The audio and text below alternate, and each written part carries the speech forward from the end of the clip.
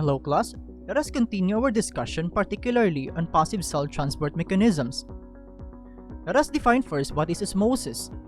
Osmosis is the movement of water from an area of higher water concentration to an area of lower water concentration.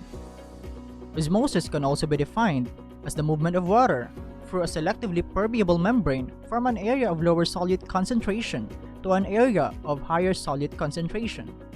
Did you see the difference then?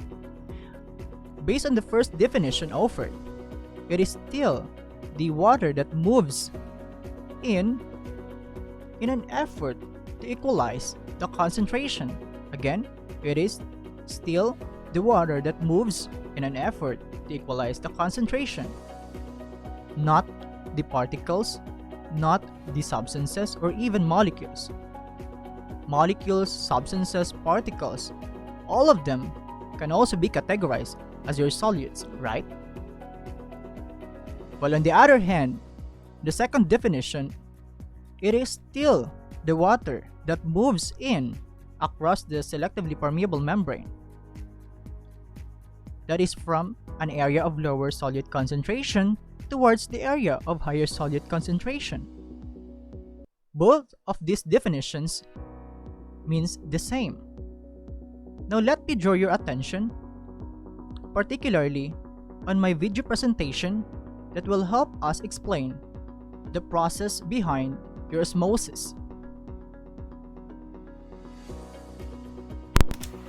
This term osmosis? Well, quite often. But what exactly do we mean by this? Osmosis is defined as the movement of water from higher water concentration to lower water concentration through a semi-permeable membrane. So let's say we have this container which is partitioned by this semi-permeable membrane. Now we add sugar solutions at both these sides. However, the concentration of each is different. Here we add concentrated sugar solution, while here dilute sugar solution. That means the concentration of water in this solution is obviously more compared to this. So after some time, we see water molecules moving from this side of the partition to this side.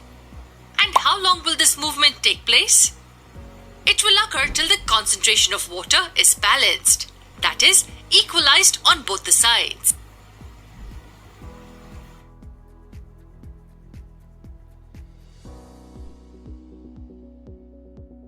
Now I have another examples here to show you the process of osmosis.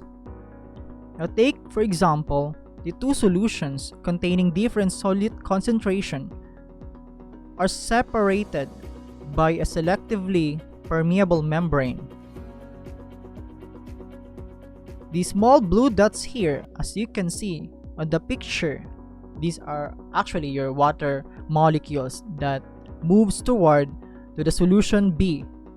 The solution B is actually the solution with higher solute concentration that are best represented by your large pink dots. The image number 2, if you notice that the solute concentration on the both sides are now equal, which means to say that they reach the point of equilibrium. While on the image number 3, if we apply a pressure to the solution, especially in the right arm, then it restores the starting condition. That starting condition also reflects to the image number 1. There's another term that we need also to understand, the term osmotic pressure. Actually, it is a water pressure that develops in a solution as a result of your osmosis. Actually, itong osmotic pressure na tinatawag ay kinakailangan ito to prevent the movement of those water molecules across the selectively permeable membrane. Kung napapansin ninyo, hindi na siya nagmo-move. It is because of the presence of your osmotic pressure.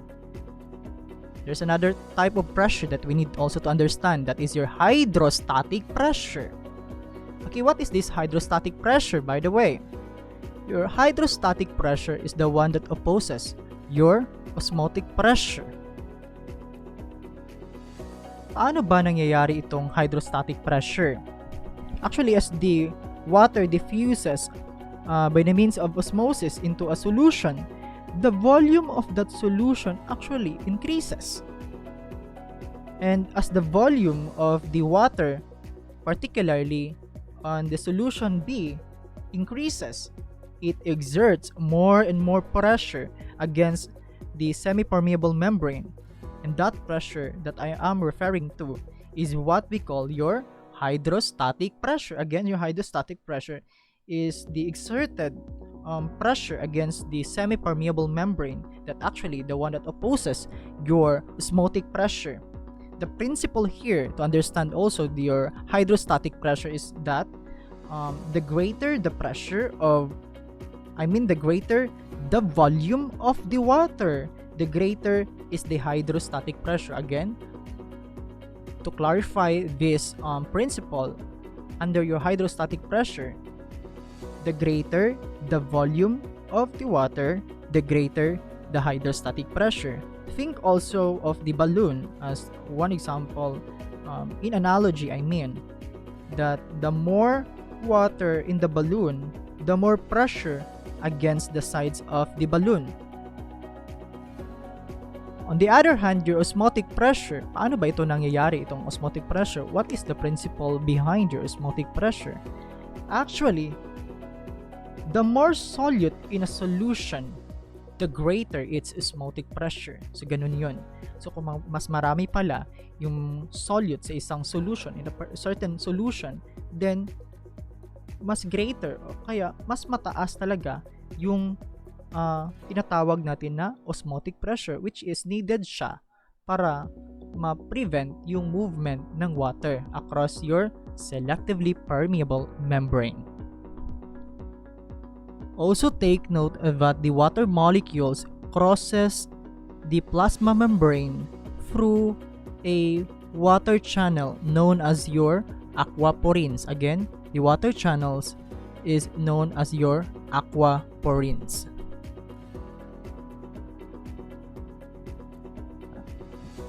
Since I will be talking also about the three types of the solution, hypotonic solution, isotonic solution, and hypertonic solution, allow me first to define the word tonicity in relation to those mentioned three types of solution.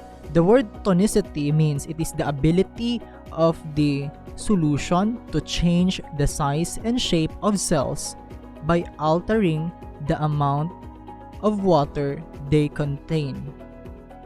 From the word ton, which means strength. From the word also tonus, which means tension. Actually, they mean the same thing. That is why there is a term hypotonic, isotonic, hypertonic.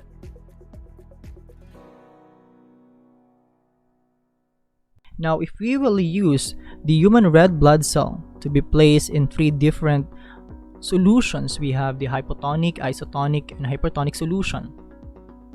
And we will also observe, or we can notice, the different changes among those different types of solutions. Now, we will apply the principle of osmosis here, since we'll be talking about the osmotic flow across the plasma membrane, since we are using the certain type of cell that is your red blood cell. Now, we will discuss your hypotonic solution.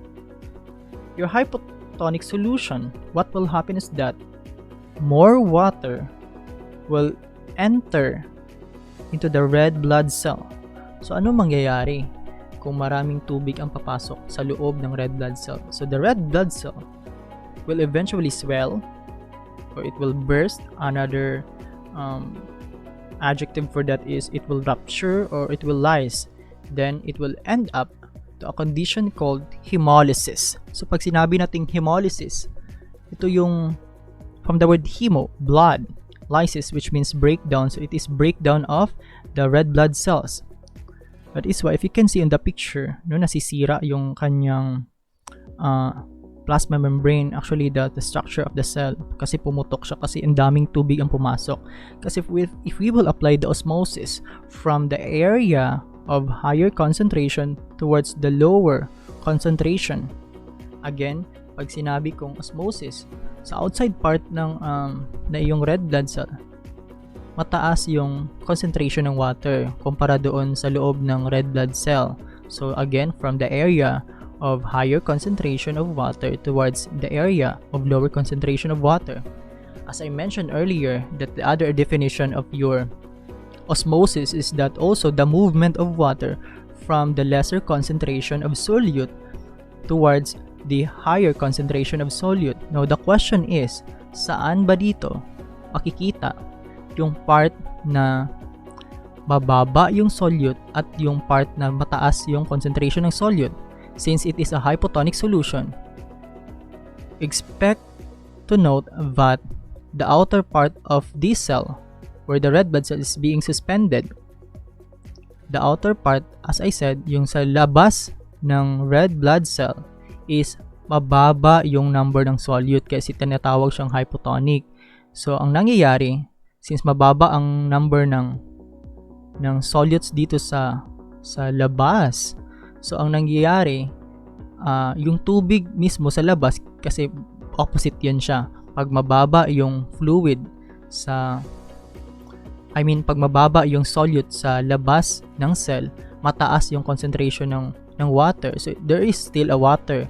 So, the water will move from the area of lower solute concentration papunta doon sa inner part ng cell. Kasi doon sa inner part ng cell, mataas yung concentration ng solute, again, from lesser to the lower concentration of solute. That is also the definition of your osmosis. Now, on the other part, we have your isotonic solution. Actually, dito sa isotonic solution, kasi pag sinabi natin iso, which means equal, okay, the number of solutes inside and outside of the cell are equal. That is why in isotonic solution, the water moves into and out of the cell at an equal rate, and eventually, still, the cell remain a normal in shape. Okay, there's still a normal RBC shape. Walang pinagbago. Hindi parehas doon sa hypotonic solution. In your hypertonic solution, by the way, so ano nangyayari? Kung doon sa hypotonic solution, pumutok, ano naman kaya ang mangyayari dito sa hypertonic solution? Now, when we say hypertonic solution, if you will apply the principle of osmosis, the outside part of the cell, when we say hyper, maraming number ng solutes, pero kakaunti yung number ng water. Again, sa outside ng cell, mas kakaunti yung number mas kakaunti yung concentration ng water, pero mataas yung concentration ng solute. Sa loob ng red blood cell, if you will analyze sa loob ng red blood cell, since it is a hypertonic solution, sa loob ng red blood cell is bababa yung number ng solute. So again, mababa yung number ng solute sa loob kumpara doon sa labas. At yung concentration ng water sa loob is mataas. So that is the case for your hypertonic solution. Again, in hypertonic solution, since it is called hypertonic, so sa labas ng iyong red blood cell, mataas yung number ng solutes, pero yung number ng water or concentration ng water is mababa. So opposite din yun sa loob ng cell. Sa loob ng cell, yung concentration ng water is mataas at yung concentration also ng solute sa loob ng yung red blood cell is mababa. So ngayon, i-apply natin yung principle ng osmosis. So the water will leave from the cell. Okay, again, the water will leave. Okay, water will leave the cell, then they enter. Okay, lalabas yung tubig mula sa loob ng red blood cell papunta sa labas ng red blood cell. So, bakit kaya siya lumabas? Kasi pag sinabi nating osmosis, from the higher concentration of water towards the region of lower concentration of water. Again, sinabi ko kanina na mataas yung concentration ng water sa loob ng cell kumpara sa labas ng cell. That is why lumalabas yung tubig mula sa loob ng red blood cell papunta sa labas. Hindi nyo kasi nakikita dyan yung number ng solutes kasi they are very microscopic and they are very minute. So, yun, by the principle of osmosis, the water moves from the region wherein there is a higher concentration of water towards the lower concentration of water. Now, we will also apply the other definition of your osmosis, which is from lesser concentration of your solute towards the greater solute concentration. Now, sinabi ko kanina, mas mataas yung number ng solute sa labas kumpara doon sa loob ng cell. So again, the water will move from the area of lesser concentration of solute kasi ang lesser concentration ng solute is nandoon sa loob ng cell. So we will expect that the water will move from that area in the inside part towards the outside part of the cell. So again, water will move the water will leave the cell. No, lalabas lahat ng tubig kasi principle ng osmosis yun eh. Then they enter. So kung lalabas lahat ng mga tubig sa loob ng red blood cell, so anong mangyayari sa cell? The cell will shrivel. The cell will shrink. The cell will also, what's the other adjective for this? The cell will dehydrate. That is why there is a dehydration of the cell.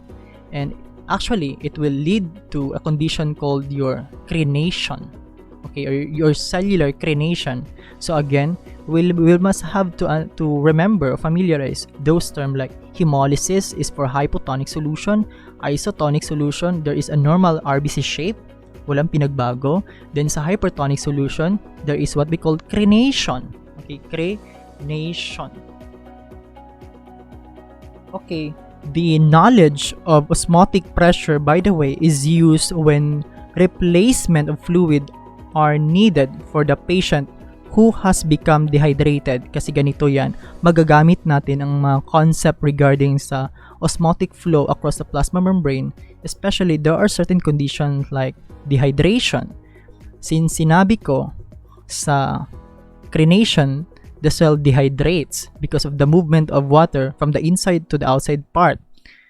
So kapag yung pasyente, for example, or an individual suffering in the form of dehydration, so hindi po siya pwede bigyan ng mga fluid na pwedeng makapag-dehydrate sa kanya. But instead, and the usual is that the patient may be given an isotonic solution.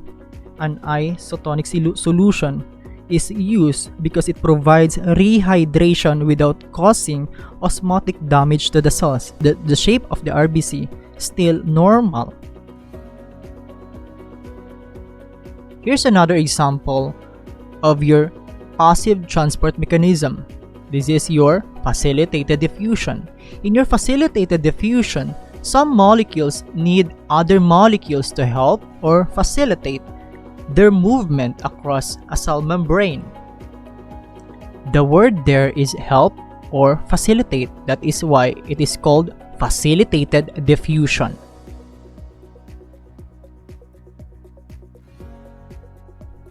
Molecules move down the concentration gradient. That is, when I say move down the concentration gradient, that is the movement from the area of greater to lesser concentration. I also mentioned the permeability of your plasma membrane. That is why it is very important to note that many essential nutrients such as your glucose and amino acids are insoluble in lipids and too large to fit through the membrane channels. In the process under facilitated diffusion, the molecule to be transported must first bind to the receptor site on the carrier protein. If you can see, there is a carrier protein and there is a receptor site. And outside of the cell membrane or the plasma membrane is your glucose molecule. And the fluid outside the plasma membrane is what we call your extracellular fluid. That is why it is called extra. It is outside cellular fluid, so that fluid outside the cell membrane, extracellular fluid. Since the molecule to be transported must first bind to the receptor site on the carrier protein, as you can see in the picture, the shape of the protein changes, moving the molecule across the plasma membrane. As you can see the example, the glucose molecule. Then the glucose molecule is being released into the cytoplasm. Again, the movement is down the concentration gradient, so the glucose will move from an area of greater concentration to the area of lesser concentration.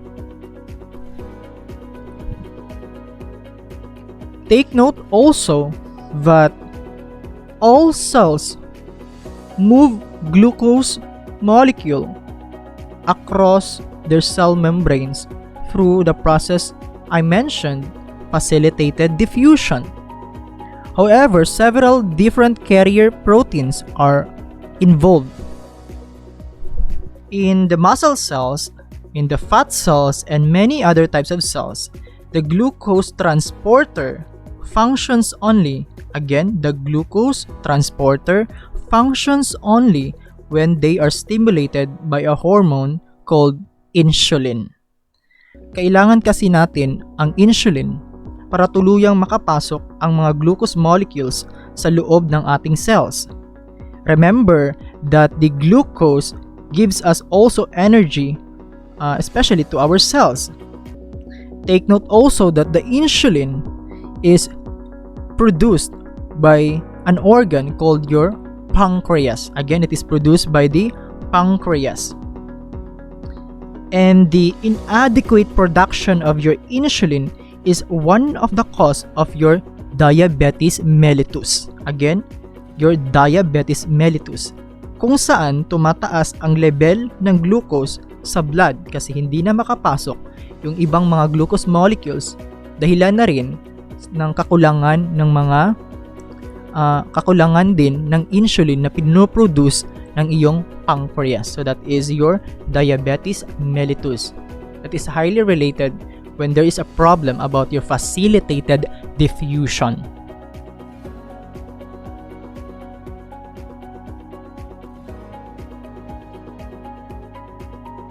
The fourth example under your passive transport mechanism is also another process that forces molecules through membrane by exerting pressure. This is what we call your filtration. Filtration also, it is commonly used to separate solids from water. Also take note that water and dissolved particles are forced across a membrane from an area of higher to lower hydrostatic pressure. Later, I will explain to you what is hydrostatic pressure. I will explain first the filtration in terms of how it is commonly used to separate solids from the water. Just take a look at the picture. The gravity forces water through the filter paper. If you can see the filter paper there, while the tiny openings in the paper do not allow the solids to pass through. Right there, the gravitational force, because again, it is the gravity forces the water through the filter paper. This understanding of how it is commonly used to separate solids from the water is also similar to a household coffee. The household coffee pot, which is said to be the perfect example also of your filtration. In the household coffee pot, as one of the example of your filtration, the weight of the water also forces the water and the dissolved solutes, such as for example your coffee, through the filter. The filter will also serve as your membrane, holding back the larger particles, which is said to be the coffee grounds. So that is one of the example why the household coffee pot is a perfect example of your filtration.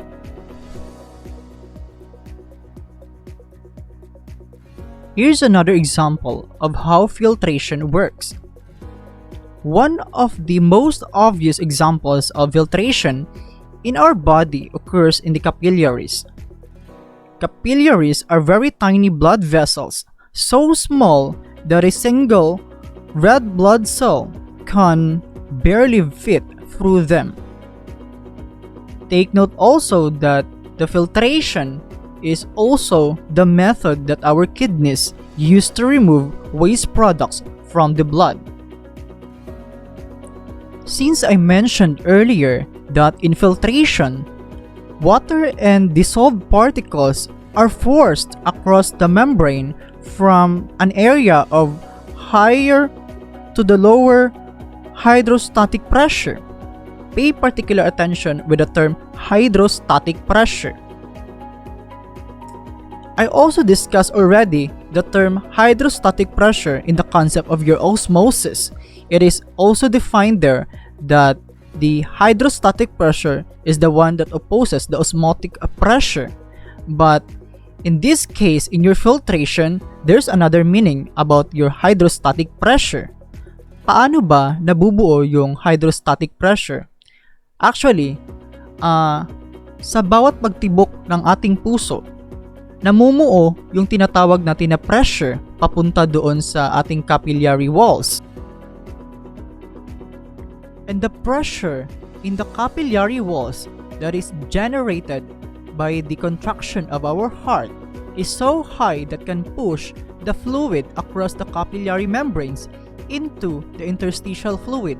By the way, the interstitial fluid is a fluid that is located in between of our cells. There's also another term about pressure related to the hydrostatic pressure. That is what we call your oncotic pressure. It is the pressure that holds the fluid in the capillaries. Actually, as the fluid are forced palabas ng iyong capillary wall, ay naiiwan yung mga larger molecules inside in your capillaries. Those larger molecules, most of them are proteins.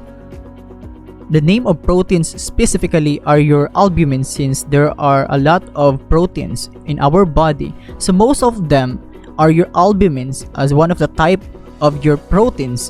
Actually, may purpose yung mga naiiwan sa loob ng iyong capillaries, such as your proteins. It is because the proteins will prevent the leakage of your fluid inside your capillaries palabas ng interstitial fluid. That mechanism of protein that prevents leakage of fluid into the interstitial part is also helpful to prevent a condition called edema. Edema simply is the formation of the excess tissue fluid. In layman's term, yun ay tinatawag na pamamanas, dahilan ng pagdami ng tubig na naiipon sa ating mga tissues. Therefore, in the concept of filtration, everything must be balanced between the one that pushes the fluid and the one that holds the fluid inside the capillaries. So all in all, under your passive transport mechanisms are the DOF. What are the DOF? D stands for your diffusion, O stands for your osmosis, F stands for your facilitated diffusion, and lastly, your filtration. So that is all about your passive transport mechanism or processes.